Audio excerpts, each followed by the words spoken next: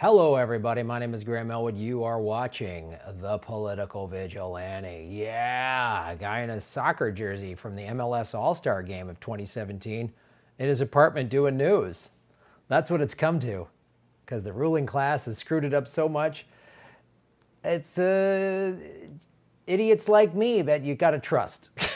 I'm the only one giving it to you straight. I've got something on my hand in my world headquarters studio. Because if I had a lot of corporate support, you would know I was full of shit. The fact that I don't care and I'm going to wear a goddamn soccer jersey, that lets you know I'm going to give you the straight dope, right? So this was in the Intercept. Coca-Cola named most polluting brand in global audit of plastic waste. This came out October 23. Sharon Lerner, there's a whole series of articles. I'm going to get into some of them that she's done, showing what Coca-Cola has been up to, right? So first, let's just talk about this study. But I'm going to show you in a sec how Coca-Cola has covered stuff up. Coca-Cola says, oh, we're going to help recycling programs. They've kind of tried to stifle them. Oh, our bottles are made from recycled plastic. Are they? It's not as much as they claim to be. Yeah, weird. A big corporation is not being honest with us.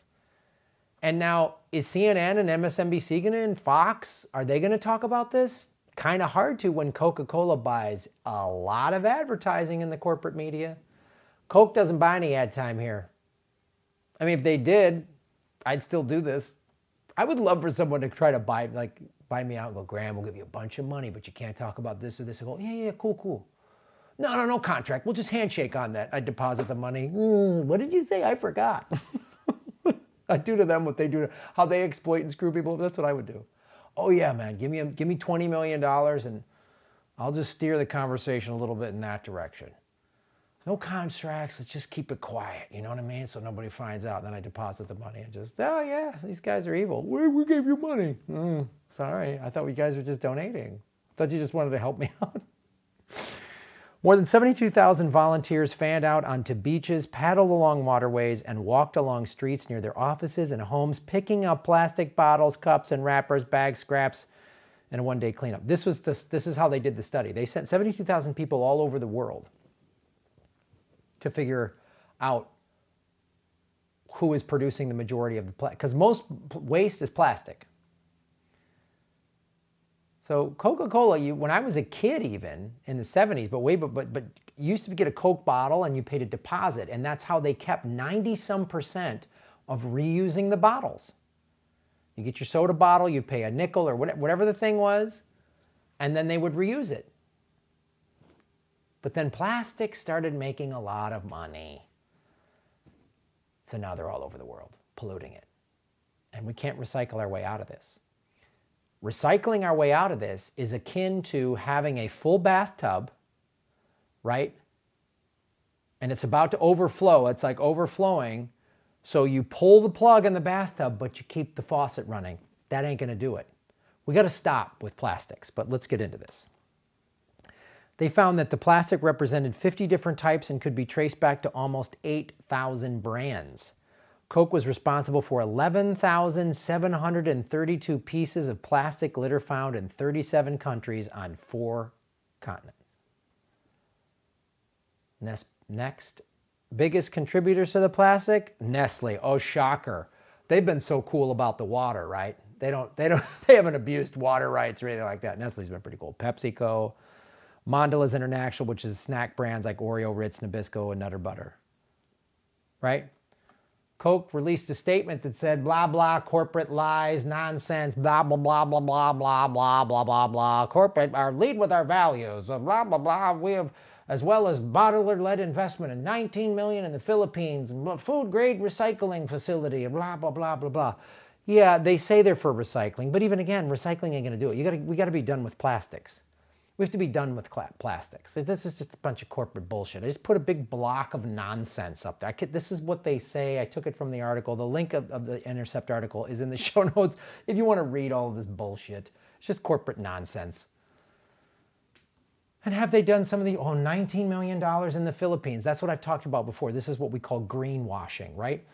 These corporations that are the biggest polluters then spend a little fraction of their profits to say, oh, we're helping, but they don't really want to help. And how do we know that? From this article in the Intercept. Leaked audio reveals how Coca-Cola undermines plastic recycling efforts. Again, same woman, Sharon Lerner. And read through this whole thing, because you just see, I'll just throw you an excerpt here. Audio from a meeting of recycling leaders obtained by the Intercept reveals how the soda giant's green philanthropy helped squelch what could have been an important tool in fighting the plastic crisis. We have a plastic crisis. Coca-Cola now makes 117 billion plastic bottles a year. According to its own estimates, untold billions of which end up being burned or dumped in landfills and nature. And then there's this article, same woman, Sharon Lerner. The plastic industry's long fight to blame pollution on you. And I'll put this in the show notes as well, because and when I was a kid in the 70s, give a hoot, don't pollute, which overall I think is a good ad campaign, getting people to take care and clean up their communities. But again, it's putting the blame on you. You're messy. Stop leaving your Coke bottles everywhere. Well, wait a minute. They have fought. When they saw how cheap and how profitable plastics were in like the 50s is when they started to get away from glass. Ooh, glass is expensive and it's reusable. We need single-use thing. That's capitalism. Use it once, throw it away. Then you got to keep buying it.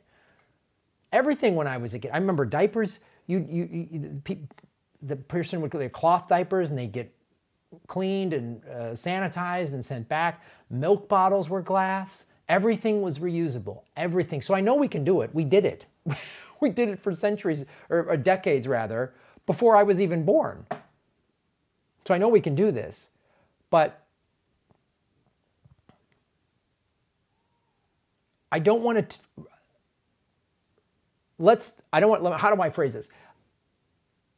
We shouldn't allow them to put the blame on us. Is there a lot we could do? Look, and imagine if 300 million Americans just said, we're done using single-use plastics, we're done buying Coke, we're done buying Nestle, we're done doing any of that stuff, we're only buying stuff in cans and reusable bottles. If 300 million Americans did that, that would drastically change things. It absolutely would. And I believe in that. I think it doesn't have to be either or. And we need to go after them hard. But this is why I say vote with your dollars. And look, I can't sit here and, I'm holier than thou. I've never been a coffee drinker. I'm a tea guy, but every once in a while I have a Diet Coke or a Coke Zero or something like that, just because I'm tired or whatever. And I've really tried to stop doing it. And just like, I'd rather have a cup of tea in the afternoon when I'm like run down or tired. I'm going to go to Australia with Ron Placone, November 14th, Melbourne, November 15th, Adelaide, November 17th, Sydney, November 22nd, Perth. Tickets at grahamelwood.com, and I'm going to have some mammoth jet lag, but I ain't going to do Coke, man. I'm going to drink tea. I'm going to really try to because this is how I say we vote with our dollars, but we need to clamp down on them hard. That's why we need in a Green New Deal, a real Green New Deal, we need to just say if part of being off of oil by 2030 is off of plastics, because plastics are petroleum based. We got to be done with it. We did it before. I know we did it, and recycle programs, they're fine, but we got to stop producing. We have to stop making all of this plastic. Because guess what? 5 trillion pieces of plastic weighing 269,000 tons is distributed across the ocean. These are the 5 islands of floating garbage. Now there's even a 6th bigger one. The Mediterranean Sea, the Indian Ocean, North Pacific, North Atlantic, South Pacific, and South Atlantic. Estimated total count of weight, and the source, the 5 Gyres Institute article published. So the ocean currents, there's 5 what they call gyres, Gyres, and that's how these islands are formed. What does this produce then? What happens with this? Up to 1 million seabirds and 100,000 marine mammals and sea turtles die each year from eating plastic. What happens to the ones that you don't die? Microplastic, microbeads and plastic degradation, they get broken down, the fish eat them.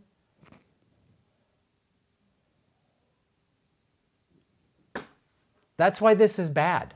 It's bad for the foods. If the sea life, the oceans die, it's over. We're all eating microplastics. Bottled water has microplastic. I try to avoid it, but sometimes I'm like at a comedy club and there's no water and I go, oh, here's a bottle of water. It's just like, man, we all need to stop using them to the best of our abilities, and we all need to vote with our dollars. But we also, in addition to that, need to come down hard. And why I just will not support any politician that have just a if they have no climate plan. They just say climate change is an existential threat, and that's why I get money from private prisons. I'm Kamala Harris.